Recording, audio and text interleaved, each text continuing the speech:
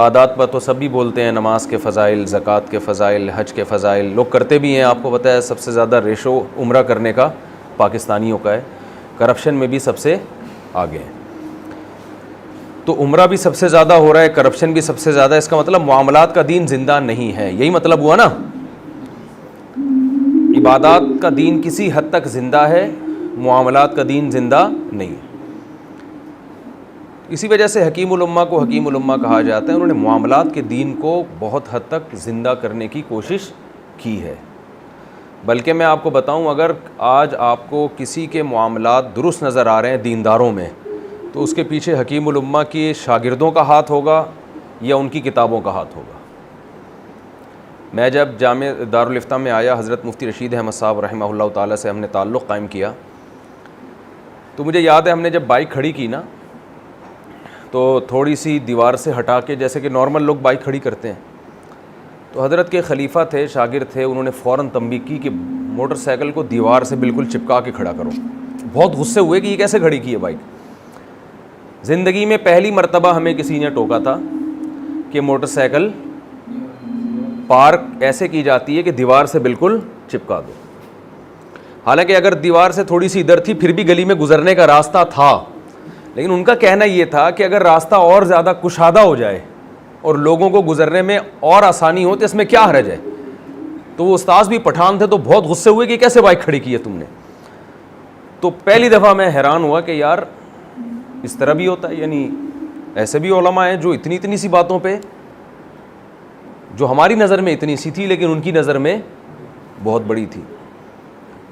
ہمارے حضرت کا اصول یہ تھا کہ کسی سے کوئی چیز منگوانی ہوتی نا تو پیسے پہلے دیتے تھے، پھر کہتے تھے لے کر آؤ. ورنہ عام طور پر ہوتا ہے ابے بھائی یہ لے آ، 2 روٹیاں وہاں سے لے آ، 4 روٹیاں وہاں سے لے آ، ایک چائے لے آ، فلانا لے آ. اتنے لوگوں کے قرضے اپنے اوپر اکٹھے کر لیے، پھر آ رہے ہیں حضرت وہ آپ نے مجھ سے چائے منگوائی تھی، کہہ رہے آپ نے 4 روٹیاں منگوائی تھی. اور بہت سے طلبہ تو شرما شرمی میں کہتے ہی نہیں ہیں کہ استاد سے کیا مانگنا. اس بے ڈھنگے پن سے ہمارے حضرت کو بہت شدید نفرت تھی. اور یہ حضرت نے حکیم الامہ ہی سے سیکھا تھا یہ کہ بھئی پیسے پہلے پکڑا دو تاکہ طالب علم کی طبیعت پہ بوجھ نہ رہے. اور اگر پہلے نہیں دیے ہیں، وہ لے کر آ گیا، تو حضرت لازمی پیسے دیتے تھے اس کو. ایک مرتبہ ایسا ہوا ہے کہ ایک ڈاکٹر صاحب سے حضرت نے کوئی دوا منگوائی. حضرت تو دوائیں کھاتے نہیں تھے، پتہ نہیں کیا چیز تھی، کوئی خاص وٹامن کی کوئی گولی ہوگی یا کیا تھا. وہ ڈاکٹر لے کر آئے، حضرت نے پیسے دیے تو انہوں نے کہا نہیں پیسے نہیں لوں گا.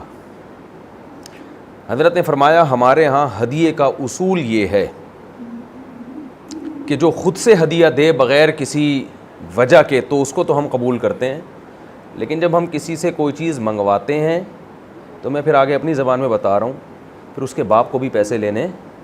یہ حضرت نے باپ کے لفظ استعمال نہیں کیے، میں یہ پیسے آپ کو لینے پڑیں گے. یعنی حضرت کی نظر میں یہ ہدیے کا اصول ہی نہیں ہے کہ کام کروانے کے بعد پھر چلو پیسے نہیں لے رہے، پیسے اب آپ کو لینے پڑیں گے.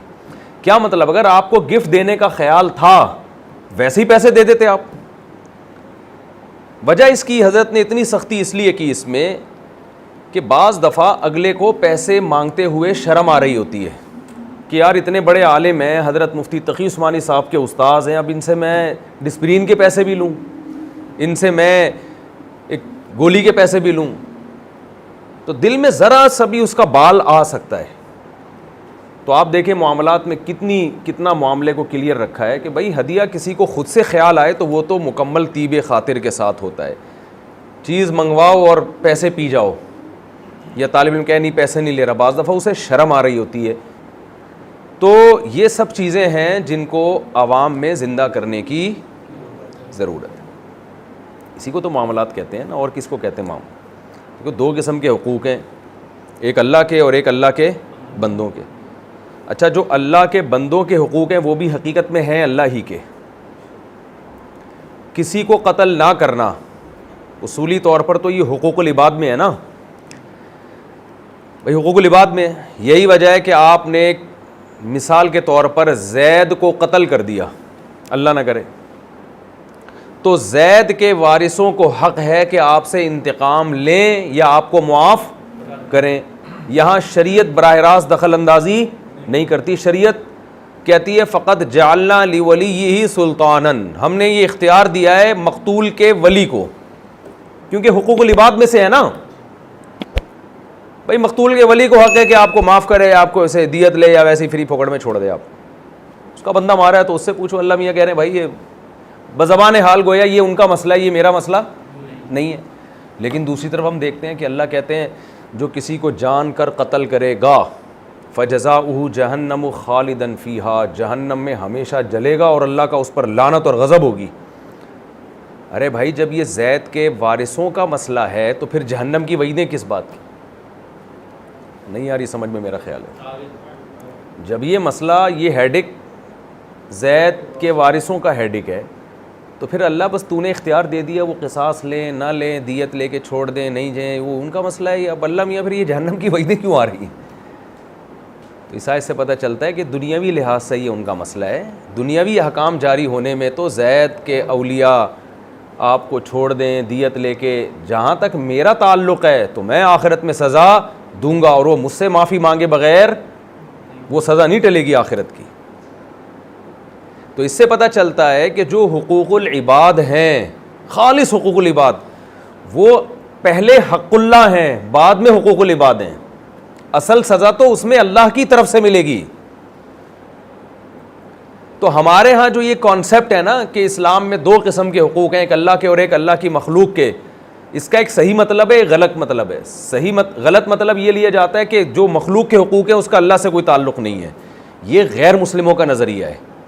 تبھی غیر مسلم کو اعتراض ہوتا ہے کہ چور کا چوری کرتا ہے تو ہاتھ کیوں کاٹتے ہو بھائی؟ اس کا ہوتا ہے کہ نہیں ہوتا؟ بھائی ایک آدمی نے کسی کے 20,000 روپے چوری کیے, فرض کرو وسیم بھائی کے, ستار بھائی نے وسیم بھائی کی چوری کی, کتنے؟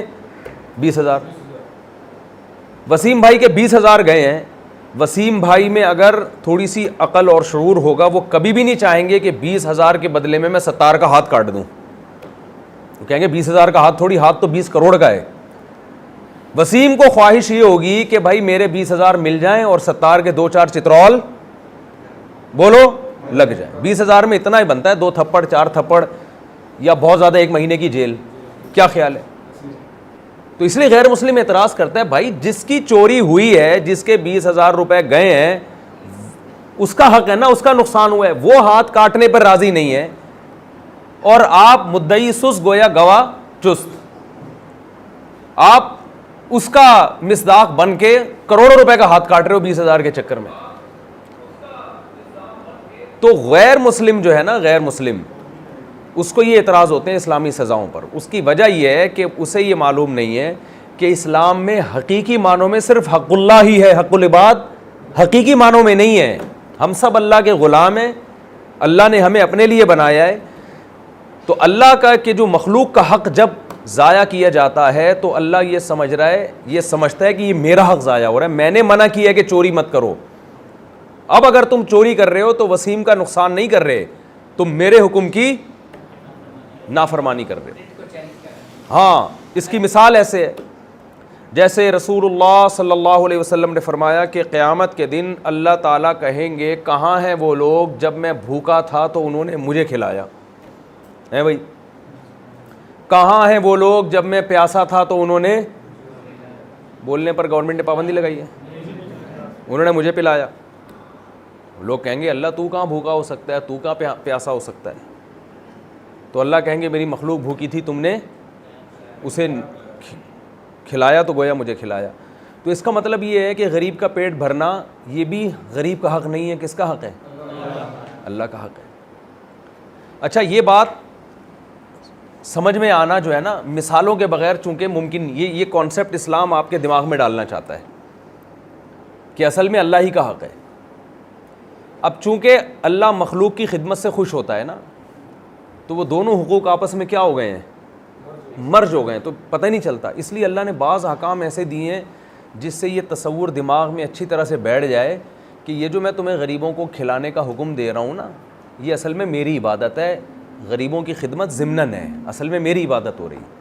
اسی وجہ سے بقرعید کے موقع پہ اللہ نے جانور کاٹنے کا حکم دے دیا, جو ایک نوعیت کا بظاہر اول نظر میں ظلم ہے, تاکہ یہ بتانے کے لیے کہ جب میں احسان کا حکم دوں تو احسان ہے, اور جب میں بظاہر ظلم, حقیقی ظلم نہیں ہے یہ, ایسا کام کا حکم دوں جو بظاہر دیکھنے میں کیا لگے ظلم ہے, تو پھر یہی کرنا پڑے گا تمہیں. پھر وہاں اگر اپنی عقل لڑا رہے ہو نا کہ نہیں جانور کو کیوں کاٹیں, اس گائے نے بیچاری نے کیا بگاڑا ہے ہمارا.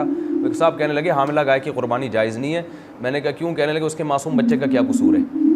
میں نے کہا اس ماں نے کیا کیا ہے بیچاری نے, جو وہ کیا گناہوں کی کالک لے کے آئی ہوئی ہے, وہ اس کے بیل سے ناجائز تعلقات تھے, یا وہ باپ کی مرضی کے بغیر گھر سے بھاگی ہے. تو جیسے وہ بچہ معصوم ہے تو اس کی ماں بھی تو معصوم ہے نا, اس میں کیا ہے. اسی وجہ سے صحابہ نے پوچھا یا رسول اللہ یہ قربانی کیا ہے, یہ قربانی کیا ہے. یعنی بظاہر اس کی لاجک سمجھ میں نہیں آتی. تو آپ صلی اللہ علیہ وسلم نے جواب دیا سنت ابیکم ابراہیم, تمہارے باپ ابراہیم کی سنت. کیا مطلب؟ ابراہیم علیہ السلام تو بیٹے کو ذبح کر رہے تھے, اس کی کوئی لاجک سمجھ میں آتی ہے؟ یعنی حقوق العباد میں سب سے بڑی حق تلفی کسی انسان کو قتل کرنا ہے. یہ پوائنٹ ٹو بی نوٹڈ ہے, اس کو خوب سمجھیں. حقوق العباد میں سب سے بڑا ظلم کیا ہے؟ قتل نفس سے بڑا کوئی ظلم ہے؟ کسی کے پیسے چرا لیں, کسی کی عزت آپ اچھال لیں, سب سے بڑا جرم کیا ہے؟ جان سے ہی بیچارے کو آپ نے مار دی. تو ابراہیم علیہ السلام کو قتل انسان کا حکم دیا گیا, انسان کے قتل کا. نمبر 2, انسان بھی مسلمان کا قتل کافر کے قتل سے بولتے کیوں نہیں دگنا ہے. یعنی قتل کی نوعیت میں یہ جرم اس سے بھی بڑا جرم ہے. تیسری چیز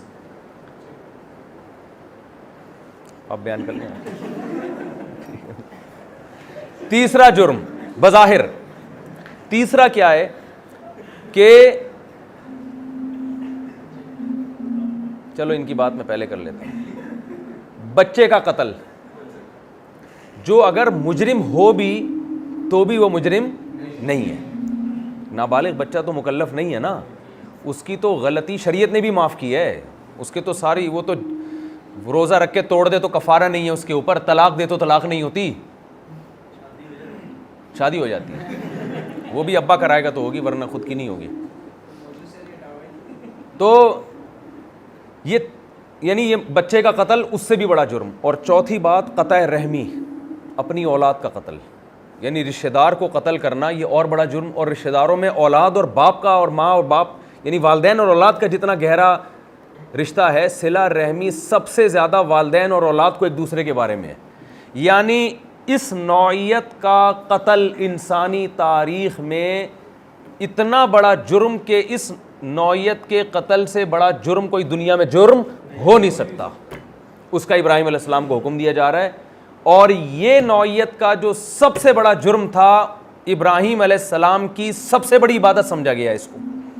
یہ آپ سمجھیں گے, میں موضوع سے ہٹا ہوا ہوں, اصل میں آپ کو جو فلسفہ ہے نا وہ سمجھانا چاہ رہا ہوں. یہ پھر میں آپ کو بتاؤں گا معاملہ ہو کیا رہا ہے آج کل مارکیٹ میں. یعنی غلط فہمی ہمارے ہاں کہاں سے آئی ہے معاملات میں, جو ہم اتنے ڈھیلے ہیں نا کہ جہاں چاہے بائکیں کھڑی کر دو, جہاں چاہے کسی کو بھی پیسے لے کے پی جاؤ, بہنوں کی وراثت نہ دو, اور یتیموں کا مال کھا جاؤ, قرضہ لے کے پی جاؤ. تو یہ سب ہمارے ہاں یہ مسئلہ ہو کیا رہا ہے, یہاں سے یہ غلط فہمی ہو رہی ہے ہمیں.